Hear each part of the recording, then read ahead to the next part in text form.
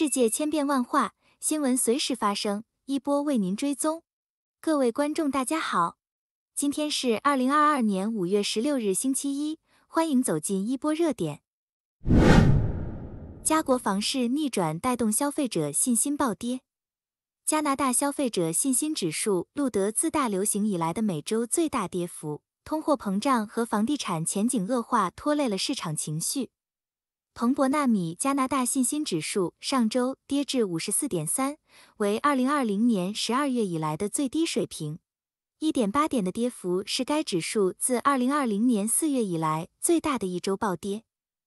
这些数字表明，价格上涨、利率上升和乌克兰战争的相互作用给消费者带来压力。加拿大房价4月份下跌 6% 至74万6千加元。因利率上升给炙手可热的房地产市场泼了冷水。4月份全国房屋销售下降了 12%， 多伦多等大城市的降幅最大。加拿大房地产协会表示，平均销售价格可能具有误导性，因为它很容易被多伦多和温哥华等大城市的众多的高价房屋销售数据所扭曲。房价指数作为衡量市场的更好指标，因为它会根据销售的房屋数量和类型进行调整。房地产市场也显示出逆转的迹象，大约 55% 的加拿大人预计房价将继续上涨，低于上周的 59% 和上个月的 64%。然而，即使下跌，房价预期仍高于历史平均水平。对于试图进入市场的买家来说，较低的价格可能是一个好消息，但对于那些试图出售的人来说，会引起他们焦虑，特别是他们在未出售现有房屋前，已经在其他地方购买了房屋。彭博纳米加拿大信心指数去年7月创下历史新高，但随着对疫苗和 COVID 重新开放产生的乐观情绪的逐渐消退，该指数一直在小幅走低。市场情绪目前低于历史平均水平，人们对他们的钱包特别不满。约 39% 的受访者表示，他们的个人财务状况在过去1年中恶化，接近自大流行初期以来的最高水平。调查数据显示，对经济前景持悲观态度的人数几乎3:1超过乐观主义者。50% 的受访者预计经济将走弱，只有 18% 的受访者预测经济将会更强劲。伯南克批评美联储应对通胀反应缓慢。前美联储主席伯南克表示，美联储在等待解决通货膨胀问题时犯了错误，这个问题已成为自1980年代以来美国金融史上最糟糕的事件。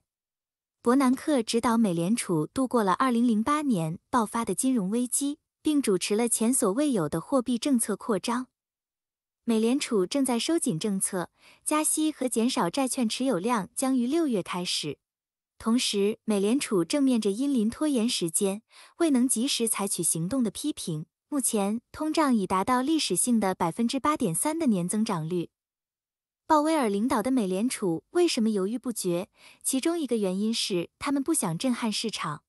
2020年夏末，美联储改变了政策框架，表示将允许通胀比正常情况更热，以确保全面和包容性的就业复苏。当通胀率在2021年春季开始高于 2% 的目标时，政策制定者表示，由于大流行特定的因素会减弱，他们预计通胀将是短暂的。最近几天，几位美联储官员为他们的回应辩护，称当通胀更加持续时，他们开始使用前瞻性指引来告诉市场，更严格的政策即将到来。伯南克补充说，美联储采取的一件事是，虽然目前的通胀运行与1970年代末和80年代初的恶性通货膨胀进行了比较，但它与上一次价格上涨如此之高的情况不同。重要的是，目前的央行作为通胀斗士具有更高的可信度，公众对加息的支持也更多。美联储现在正在收紧货币政策的事实得到了很多支持，尽管我们看到了市场的影响，房价等都将受到影响。因此，这些通胀会向好的方向发展。乌克兰总统泽连斯基有多富有？对于世界一部分人来说，乌克兰总统目前是一位领导乌克兰抵抗运动的人。然而，批评者声称乌克兰总统财富来源可疑，据称其拥有数十亿美元财富。Garland Nixon 是美国电台辩论家，偶尔在福克斯新闻担任脱口秀主持人。他在 Twitter 上提出了这个问题，并指称泽连斯基拥有14亿美元，比 Will Smith、Chris Rock 和 Dave Chappelle 加起来还要多。我们是否相信这些财富是作为一个来自欧洲最贫穷国家的喜剧演员而能够创造的？福布斯的数据，泽连斯基不是亿万富翁，也没有14亿美元。乌克兰版的福布斯估计他拥有2000万美元的财富。他的大部分资产来自他持有的 Quarto95 的25%股份，这是一家喜剧节目制作公司。这家制作公司负责著名的政治喜剧《人民的仆人》。该剧由泽连斯基本人主演，并饰演一名高中教师，也因此当选为乌克兰总统。Netflix 在2017年至2021年期间播放了该政治戏剧节目，但在2022年3月，该版权协议价格升为每年3000万美元。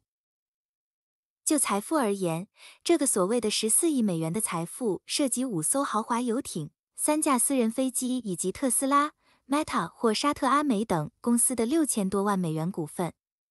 福布斯证实，这些信息无法确定。如果泽伦斯基确实拥有上述公司的股份，他们很难获得真实数据。至于房产，泽连斯基在基辅市中心最昂贵的地区之一有一套房子，房地产所有权估值为400万美元，分为他拥有的2栋房屋、2栋共同拥有的房屋、1个商业空间和5个停车位。福布斯证实，泽连斯基和他的妻子都有一个银行账户，里面有大约200万美元的现金和政府债券。泽连斯基领导了一个并非富裕的国家，并且腐败猖獗，官商勾结。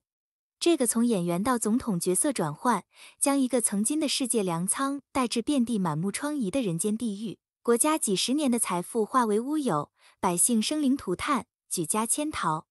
看来，演戏的经历并没有给泽连斯基带来治国的宏才大略。现在他的担忧并不仅是他的个人财务状况，国家的生存和百姓安危应该远远超越他个人的狭隘利益之上。北约东扩继续，马克龙被警告不要向普京妥协。法国总统马克龙被警告不要通过主张割让乌克兰领土以结束战争来寻求安抚普京。这位与普京有过几次对话的法国总统被认为推动了这个想法，让俄罗斯总统挽回面子，结束他在乌克兰的军事行动。周一，俄罗斯总统普京表示，如果瑞典和芬兰加入北约，俄罗斯不会受到威胁，但警告说，如果美国领导的联盟加强北欧新成员国的军事基础设施，莫斯科将做出回应。普京自1999年以来一直是俄罗斯的最高领导人，他一再引用苏联后北约联盟向东向俄罗斯边境扩张作为乌克兰冲突的原因。他对芬兰和瑞典加入北约的申请做出了异常安宁的警告。这一非常平静的回应与他的外交部和高级盟友的一些更强硬的语言形成鲜明对比。普京告诉集体安全条约组织 CSTO 的领导人，这将是什么回应？我们将看到为我们制造了哪些威胁。集体安全条约组织包括俄罗斯、白俄罗斯、亚美尼亚、哈萨克斯坦、吉尔吉斯斯坦和塔吉克斯坦。俄罗斯前总统梅德韦杰夫上个月表示，如果芬兰和瑞典加入北约，俄罗斯可以在俄罗斯飞地加里宁格勒部署核武器和高超音速导弹。普京说，俄罗斯有证据表明，美国一直试图在乌克兰制造生物武器的组成部分。华盛顿和基辅否认了这一说法。除了北约的无休止的扩张政策外，普京还表示，该联盟远远超出了其欧洲、大西洋的职权范围。他说，俄罗斯正在密切关注这一趋势。莫斯科表示，北约威胁俄罗斯，华盛顿一再忽视克里姆林宫对其西部边界安全的担忧。这是1812年和1941年2次毁灭性欧洲入侵的根源。普京说，乌克兰的特别军事行动是必要的，因为美国正在利用乌克兰通过北约扩大来威胁俄罗斯。莫斯科不得不抵御对讲俄语的人的迫害。芬兰和瑞典加入北约尚未达成任何协议，因为任何关于扩大北约的决定都需要得到联盟所有30个成员及其议会的批准，但土耳其已经表示反对。